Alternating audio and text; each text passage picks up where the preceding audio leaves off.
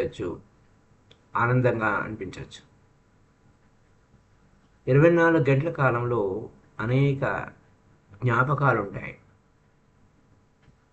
ఇలాంటి ఆనందకర క్షణాలు, సంతృప్తికర క్షణాలు, అందమైన క్షణాలని మనము అవేర్గా ఉండాలి.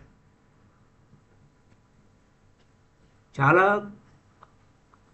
అలాంటి మధురమైనటువంటి క్షణాలు మన దగ్గరికి వచ్చినప్పుడు అవేర్గా ఉంటే మనం స్వర్గానికి సమీపంలో ఉన్నామా అనిపిస్తుంది. అది అక్కడున్న విషయం. దీని మీద దృష్టి పెట్టకపోతే మనం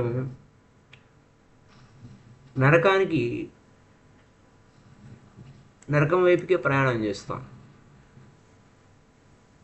సూర్యుడు ఉదయిస్తూ ఉంటాడు, పుష్పాలు వికసిస్తూ ఉంటాయి, పక్షులు పాటలు పాడుతూ ఉంటాయి, చల్లటి గాలులు వీస్తూ ఉంటాయి, చెట్ల నుంచి వస్తూ ఉంటుంది.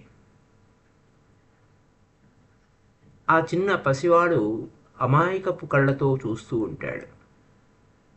ఏదో ఫీలింగ్, సూక్ష్మాతి సూక్ష్మమైనటువంటి ఆ యొక్క ఫీలింగ్, ఆ ఆనందం మన లోపల ప్రవేశిస్తుంది.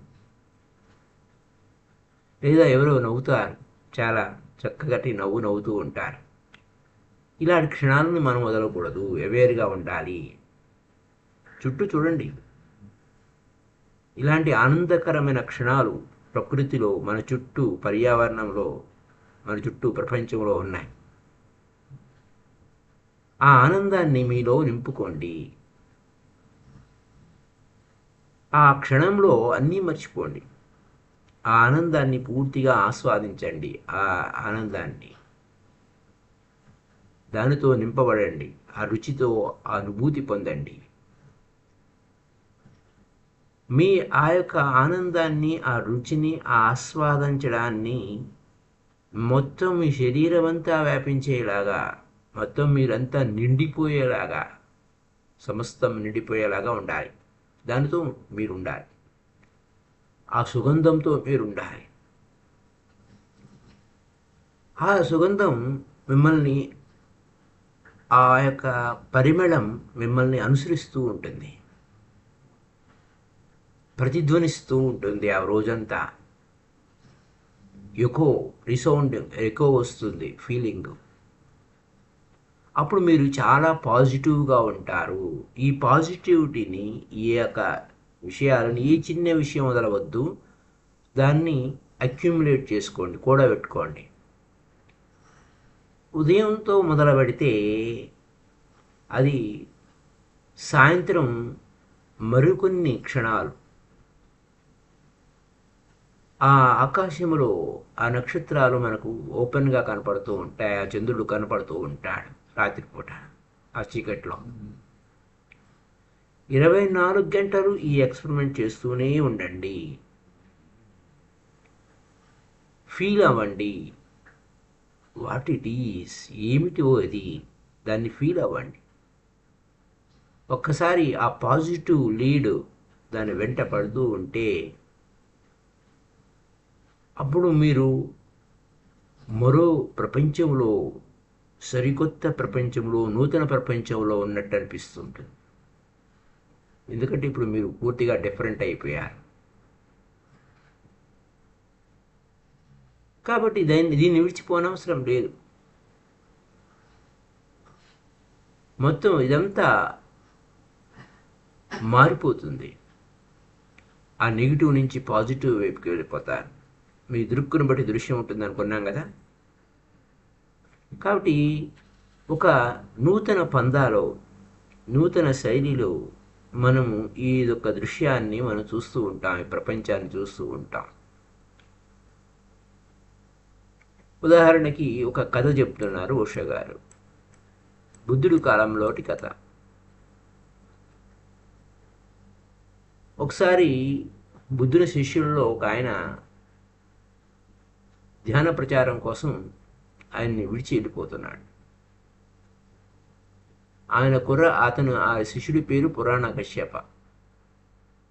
ఎక్కడికి పోతున్నావు నాయనా అని అడిగాడు బుద్ధుడు. అయితే బుద్ధుడు ఏమన్నాడంటే, నేను ఎటువైపు వెళ్ళాలి అని అడిగాడు ఫస్ట్ బుద్ధుడిని ఈ శిష్యుడు. మీ యొక్క ధ్యానం ప్రచారం కాని ప్రదేశానికి నేను వెళ్ళాలనుకుంటున్నాను. అవునా, అలా అయితే నువ్వే ఎంచుకో, నేను చెప్పేది ఏముంది, నువ్వే ఎంచుకో ఎక్కడికి వెళ్ళాలో అన్నాడు. అయితే నేను బీహార్లో మాలుమూర ప్రాంతం ఉంది, దాని పేరు సుఖ అంటారు. ఆ సుఖ యొక్క ప్రాంతానికి నేను వెళ్ళాలనుకుంటున్నాను అన్నాడు. అయితే అక్కడ బుద్ధుడు ఏం చెప్పారంటే, ఆ ఎంపిక బాలేదు, మార్చుకో. అది ఆ యొక్క ప్రాంతం దుర్మార్గులతోనూ కఠినాత్ములతోనూ హింసాత్మకులతోనూ మోసపూరితంగా ఉండేటువంటి ప్రాంతము. ఎవరు కూడా కొత్తవారు అక్కడికి వెళ్ళడానికి లేదా మనం ఈ యొక్క ధ్యాన ప్రచారం చేయడానికి సాహసం చేయలేదు. వారికి మనం అహింస, ప్రేమ, కరుణ అనే వాటిని నేర్పించడానికి వాళ్ళ కాదు. కాబట్టి దయచేసి ఈ ఎంపిక మార్చుకో అన్నాడు. అప్పుడు పురాణ కశ్యప ఏమన్నాడంటే, ఎవరు వెళ్ళని చోటుకే వెళ్ళారండి, ఎవరొకరు వెళ్ళాల్సిందే కదా అన్నాడు. అయితే నేను 3 ప్రశ్నలు వేస్తాను, నిన్ను పంపించాలి అంటే ఈ 3 ప్రశ్నలకి నాకు సంతృప్తికరంగా సమాధానం ఇస్తే నేను నిన్ను పంపిస్తాను అన్నాడు. ఆ యొక్క ప్రజలు, ఆ ప్రాంతపు ప్రజలు నిన్ను అవమానం చేస్తారు, హీనంగా చూస్తారు, ఏ విధంగా ఫీల్ అవుతావు అన్నాడు. అప్పుడు ఆ పురాణకర్షిపుడు ఏమన్నాడంటే, మంచిదేనండి,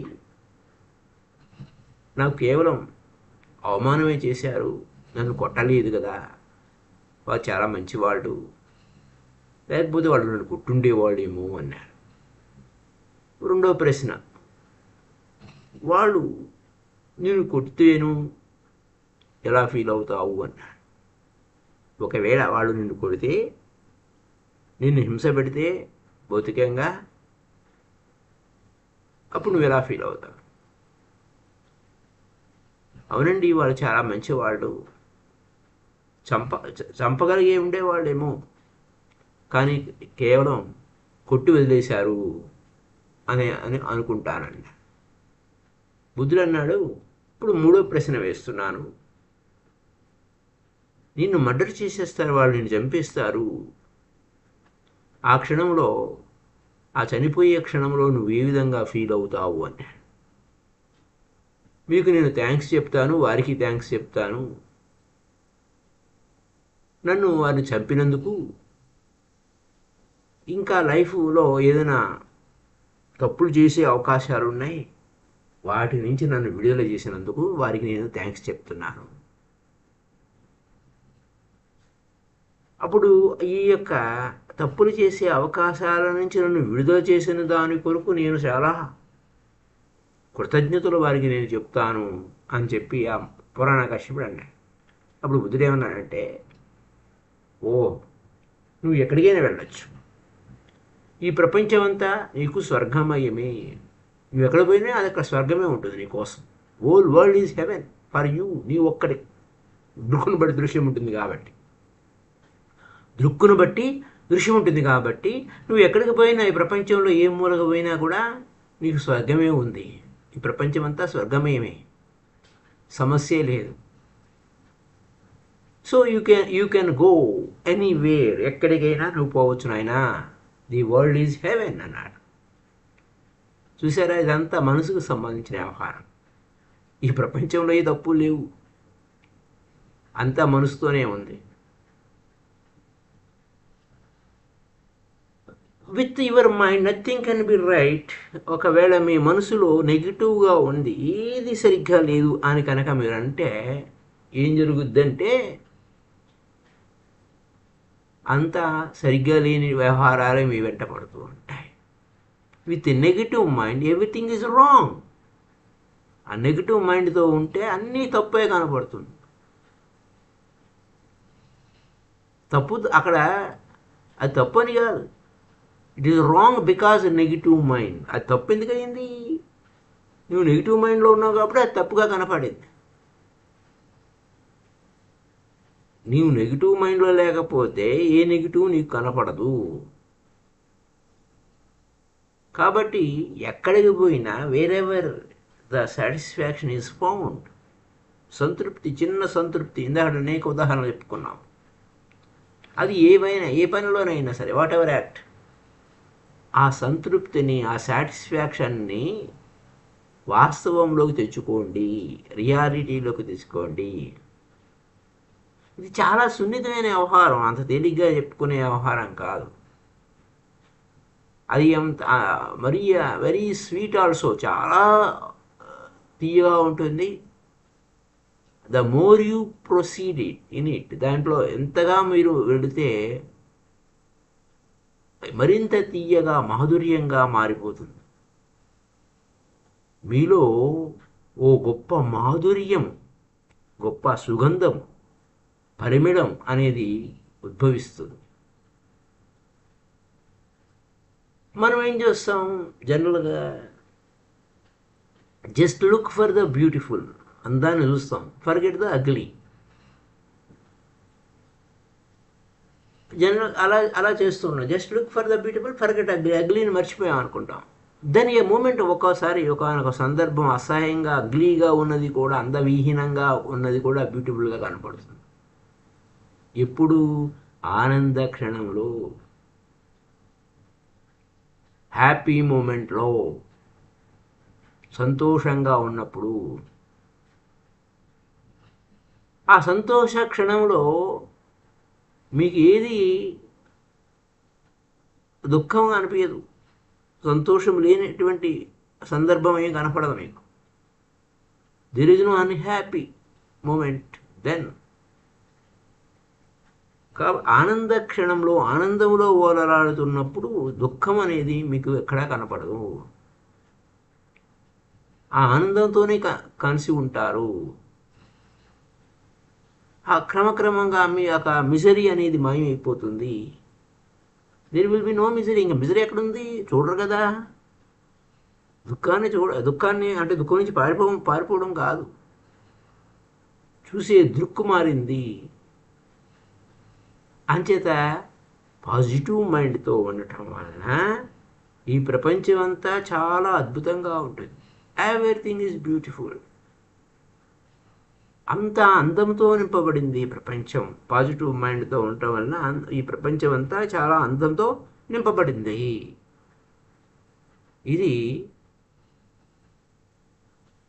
wherever the satisfaction is found.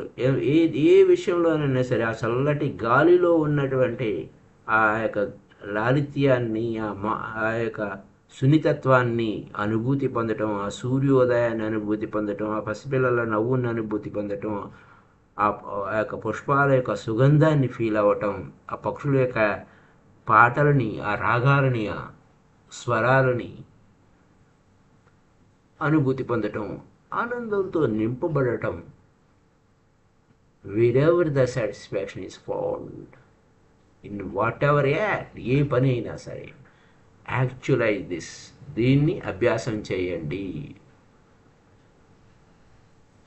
అప్పుడు వెంటనే కానీ తర్వాత కానీ ఇంకా దుఃఖమే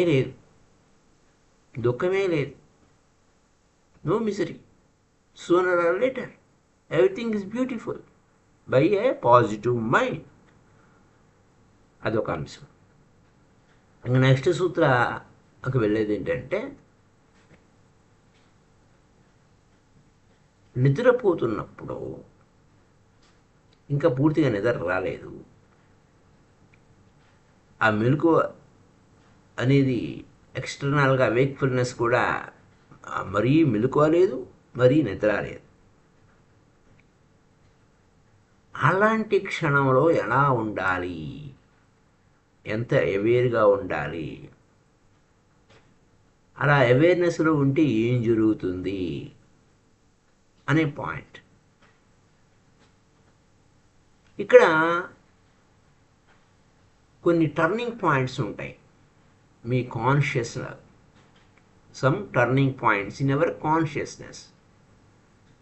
ఈ టర్నింగ్ పాయింట్స్ ఎక్కడికి తీసుకెళ్తాయంటే మీ కేంద్రం వైపుకి తీసుకెళ్తూ ఉంటాయి.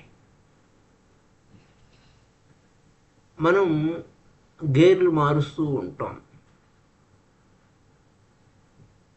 ఆ గేర్లు మార్చేటప్పుడు, కారు గేర్లు మార్చేటప్పుడు న్యూట్రల్కి వస్తాం. న్యూట్రల్కి వచ్చి మళ్ళా గేరు మారుతుంది.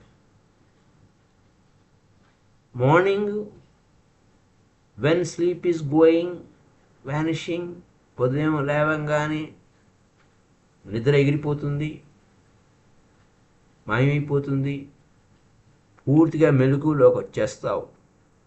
ఆ సమయంలో ఆ స్లీప్ వెళ్ళబోయే సమయం, ఆ నిద్ర మాయమైపోయే సమయం, ఉదయం లేవంగానే పూర్తిగా మెలకువ రాలేదు, పూర్తిగా ఇంకా నిద్ర ఎగిరిపోతూ ఉంది, క్రమక్రమంగా నిద్ర పట్టడం లేదు. ఆ మిడ్ పాయింట్ ఉంటుంది, అంటే ఆ న్యూట్రల్ గేర్ ఉంటుంది, అదనమాట. అక్కడ ఏమవుతుంది ఆ పాయింట్లో, when you are not sleep, గాఢ నిద్రలో లేరు అనుకుందాం. అలాగని పూర్తిగా మెలకువను లేరు, మధ్యలో ఉన్నారు. అక్కడ న్యూట్రల్ గేర్ ఉంది. అక్కడ నిద్ర నుంచి మెలకువ వైపుకి వెళ్ళబోయేది అన్నమాట. నిద్ర నుంచి మెలకువగా వెళ్ళబోయేది. అక్కడ మధ్యలో ఉండటం వలన గేర్ మారుస్తారు మెలకువ వైపుకి. Consciousness change this old mechanism. ఒక మెకానిజం నుంచి మరొక మెకానిజంలోకి. ఈ రెండింటి మధ్య మెకానిజం లేదు, అది గ్యాప్ ఉంది, అది న్యూట్రల్ అంటారు. అక్కడ the gap you can have glimpse of your being. ఆ గ్యాప్ ఏమిటి? అటు కాదు ఇటు కాదు, న్యూట్రల్. ఆ గ్యాప్ ఏంటి? దాని ద్వారా నీ ఉనికిలో, నీ స్వయంలో ఆనంద క్షణం ఏ విధంగా ఉంది అది గమనించాలి. అలాగే ఉదయమే కాదు నైనా, రాత్రి పడుకునే ముందు కూడా ఈ యొక్క మెకానిజం గమనించవచ్చు. మీరు కాన్షియస్గా మెలకువగా ఉన్నారు, మెలకువ నుంచి ఇంకా అన్కాన్షియస్లోకి, అంటే నిద్రలోకి క్రమక్రమంగా పోయే క్షణం, ఒక సింగిల్ మూమెంట్. అక్కడ పూర్తిగా మెలకువ లేరు, పూర్తిగా నిద్రలో లేరు. ఆ single moment, no mechanism, no grip.